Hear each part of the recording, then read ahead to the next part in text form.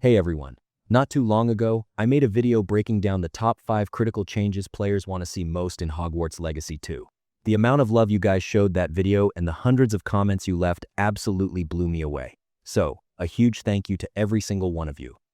At the end of that video, I asked, what else is on your wish list? And man, you guys delivered. The ideas and heated debates in the comments were so good that a part 2 video became absolutely inevitable. I went through the comments on the first video one by one, and today I've picked 5 critical, community favorite features that could completely transform the game. We're going to look at the game-changing features that would absolutely break the internet if they make it into Hogwarts Legacy 2. If you're ready, let's jump right in. Number 1. Animagus and Patronus systems need to feel personal. One of the most requested features in the comments is definitely a fully realized Animagus and Patronus system. Players don't just want to learn new spells anymore. They want to feel like their character has a unique, personal place in the wizarding world.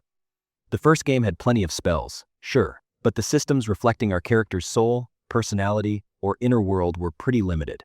That's exactly where the Patronus and Animagus systems could step in to bridge the gap. The Patronus is incredibly important here.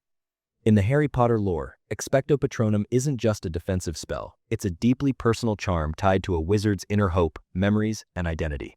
Players don't want this to just be a flashy cutscene. They want to discover their own unique Patronus form, cast it against Dementors, and maybe even see it evolve based on the choices they make throughout the game. A system like that would make your character feel truly yours. The exact same thing goes for being an Animagus.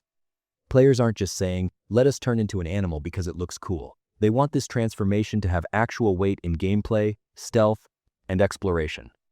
Imagine turning into a small animal to slip through secret passageways, evade enemies, access restricted areas undetected, or solve puzzles in entirely different ways. If done right, being an Animagus wouldn't just be a cosmetic gimmick, it would be a core gameplay mechanic. Honestly, adding a Patronus system is a must. It would make players care so much more about their characters. Not everyone plays the exact same wizard. Everyone's Patronus, Animagus form, and magical identity should be unique. This wouldn't just make the game more fun, it would skyrocket its replay value. And frankly, it just perfectly fits the soul of the Harry Potter universe. Number 2. Each house needs its own storyline. Another massive talking point in the comments was making your house choice actually matter. In the first game, getting sorted into Gryffindor, Slytherin, Ravenclaw, or Hufflepuff was cool, and exploring the common rooms was breathtaking. But after a while, players realized something. No matter which house you picked, the vast majority of the game played out exactly the same.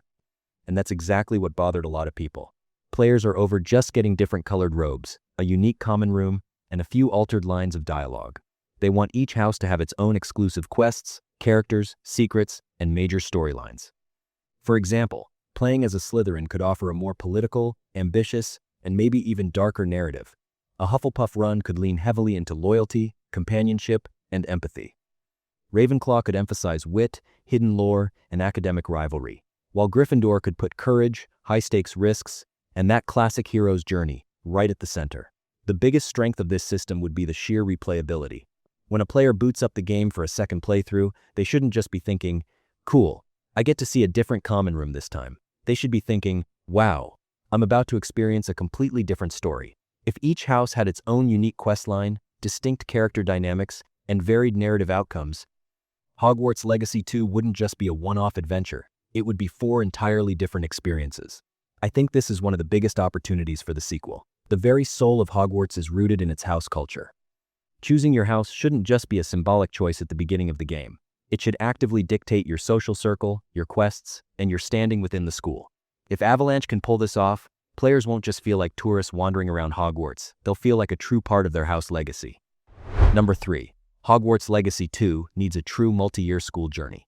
Another huge expectation from the community is that the game shouldn't be crammed into a single school year.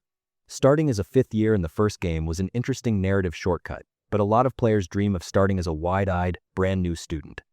Starting as a first year and growing up over the years, learning new spells, progressing through classes, and eventually evolving into a powerful wizard would be infinitely more satisfying. After all, one of the most magical parts of the Harry Potter universe isn't just being at Hogwarts. It's the feeling of growing up at Hogwarts. Players specifically want to see O, W, L, and N, EWT exams integrated into the game. And we're not talking about a basic QuickTime event or a minor minigame. These should be actual systems that affect your character's future.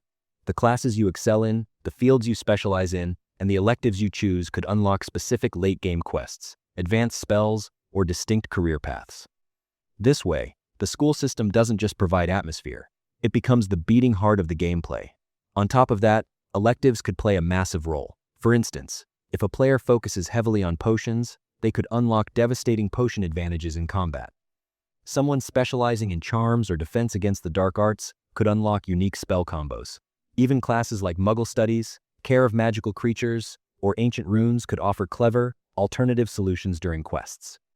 A system like this would truly give players ownership over their magical education. If the developers build a multi-year structure like this, the emotional payoff of the game would be next level. Your character wouldn't just become overpowered overnight, they would earn it over years of growth. Friendships would forge over time, rivalries would simmer, and school life would truly feel like an unforgettable journey. By the time graduation rolls around, you wouldn't just feel like you finished a storyline, you'd feel like you lived your own Hogwarts life. Number 4. Romance needs to be more than a small side feature. A request that popped up over and over again in the comments was a romance system. But players aren't asking for a shallow, surface-level dating mechanic here. People want the social life at Hogwarts to feel more natural, personal, and emotionally grounded. This universe isn't just about casting spells, fighting dark wizards, and exploring. Friendships, jealousy, teenage crushes, and emotional bonds are a massive part of what makes this world tick. We were able to form bonds with certain characters in the first game. Sebastian, for instance, really stuck with players, but those bonds were almost entirely locked behind specific quest lines. In the sequel, players want to build deeper relationships, get closer to certain characters, and have those bonds actually impact the narrative. A character might learn to trust you, another might distance themselves based on your actions, and key choices could completely change the trajectory of a romantic relationship. This system would be even more powerful if it tied directly into school events. Take something like the Yule Ball. It shouldn't just be a scripted cutscene. It should be the direct payoff of your social choices. Who you take to the dance, who you upset, or which exclusive quests unlock with certain characters should depend entirely on how you've navigated your relationships. That kind of depth would turn Hogwarts into a living, breathing social environment, not just a place where you go to attend class. If done right, a romance system would add incredible RPG depth to Hogwarts Legacy 2. Players don't just want to cast powerful magic, they want to build a life in this world.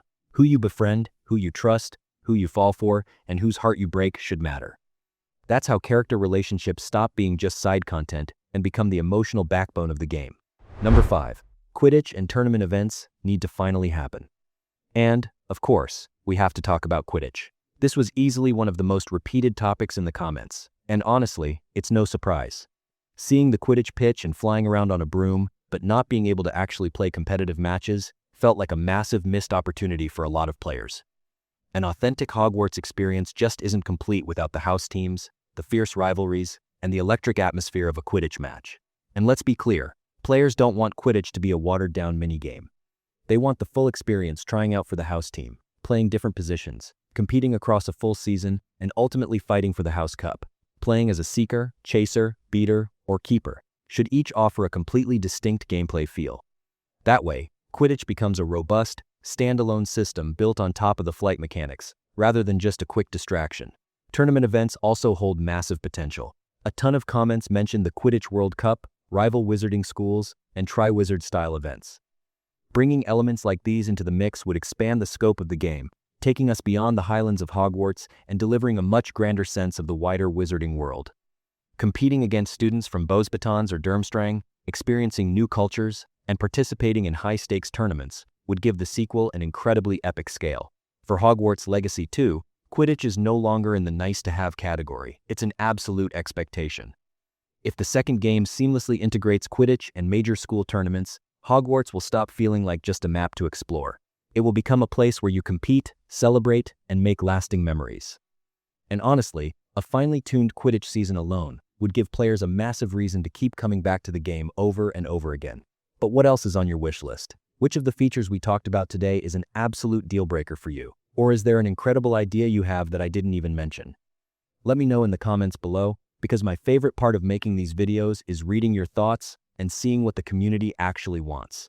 Also, if there are any other games you'd love to see covered in this 5 critical changes format, definitely drop those names in the comments too. I've done a few videos like this on the channel already, but if there's a specific game you're hyped about, I'll gladly dive into the research and make it happen. Or, if you just have general content ideas or suggestions for types of videos you want to see more of, let me know down below.